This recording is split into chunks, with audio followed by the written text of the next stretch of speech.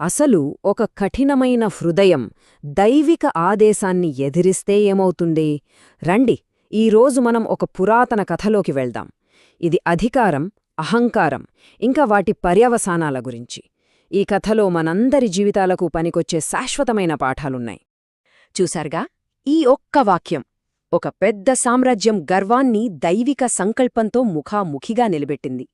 మన కథ మొదలయ్యేది ఇక్కడే. అంటే మనం కేవలం కథను కథలా కాకుండా దాని వెనకున్న అసలు పాఠాలని తెలుసుకోబోతున్నాం. అధికారమంటే ఏంటి? గర్వం ఎలాంటి పరిణామాలకు దారితీస్తుంది? ఒక ఉద్దేశ్యం వెనకున్న శక్తి ఏంటి? ఇలాంటి ఎన్నో విషయాలున్నాయి. సరే, ఈ పోరాటంలో మొదటి అంకం మొదలవుతోంది. అయితే అది కత్తులతోనో సైన్యంతోనో కాదు, ఎవ్వరూ ఊహించని ఒక వింతతో మొదలవుతుంది. అదేంటంటే కప్పల దండు. ఒకసారి ఊహించుకోండి, దాని ప్రభావం ఎంత పెద్దదంటే ప్రకృతి నియమాల్ని పూర్తిగా తలకిందులు చేయగల ఒక శక్తి ఉందని ఇది ఒక పెద్ద సంకేతం. ఇక్కడ ఫరో ప్రవర్తనలో ఒక పద్ధతి కనిపిస్తుంది, ఒక సైకిల్లాగా అనమాట. చూడండి, మొదట ఒక హెచ్చరిక వస్తుంది, దాన్నతను పట్టించుకోడు. వెంటనే తెగులు మొదలవుతుంది. అప్పుడు దాన్నించి బయటపడటానికి ఒక మాట ఇస్తాడు. కాని సమస్య తీరిపోగానే ఆ ఇచ్చిన మాటను మర్చిపోతాడు. అతని హృదయం ఇంకాస్త కఠినంగా మారిపోతుంది. ఇది మళ్లీ మళ్లీ జరిగే ఒక తంతు. పరిస్థితి తీవ్రంగా మారడంతో ఫరో కాస్త తగ్గినట్టనిపిస్తాడు. అతని మాటలు వింటుంటే లొంగిపోయినట్టే ఉంది కదా. కాని ఇది నిజమైన మార్పా, లేక కేవలం ఆ కష్టం నుంచి బయటపడటానికి వేసిన ఎత్తుగడా? అక్కడే అసలు విషయం బయటపడింది. అతని పశ్చాత్తాపం నిజంగా మనసు మారడం వల్ల వచ్చింది కాదు, కేవలం ఆ కష్టం పోతే చాలు అనుకోవడం వల్లే వచ్చింది.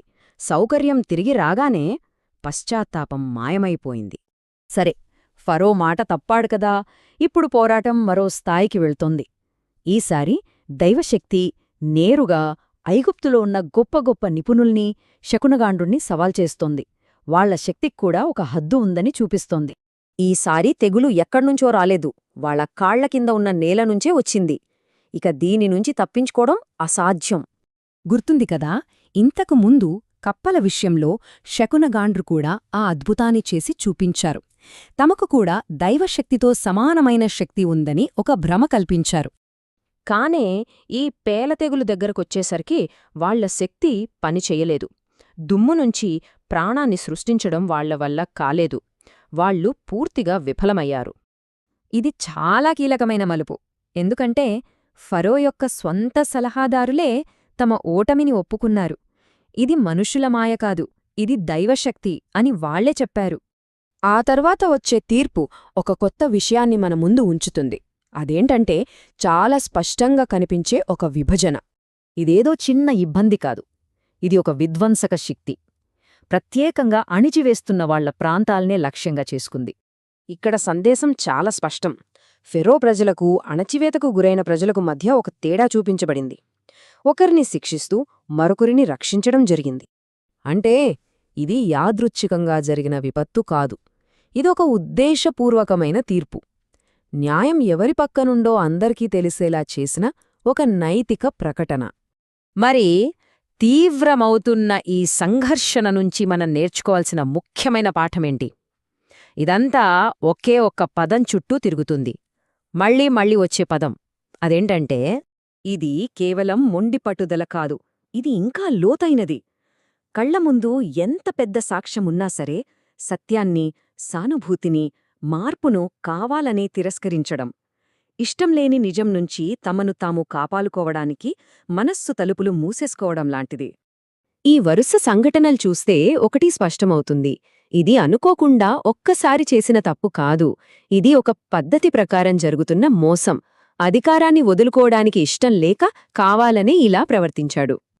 అందుకే ఈ పురాతన కథ ఈనాటికి చాలా ముఖ్యమైనది. ఇది కేవలం చరిత్ర కాదు, మనకు మనల్ని చూపించే ఒక అద్దం లాంటిది.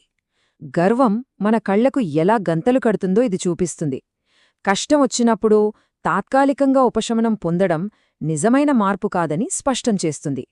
ఈ పాఠాలు ఈరోజు మన జీవితాలకు కూడా వర్తిస్తాయి. చివరిగా ఈ కథ మన ముందుకు ఒక పెద్ద ప్రశ్నను ఉంచుతుంది. ఒక గొప్ప సత్యం మన ముందుకు వచ్చినప్పుడు మన హృదయం దాన్ని స్వీకరించి మృదువుగా మారుతుందా లేక దాన్ని తిరస్కరించి కఠినంగా మారుతుందా? ఆ నిర్ణయం అప్పుడైనా ఇప్పుడైనా మన చేతుల్లోనే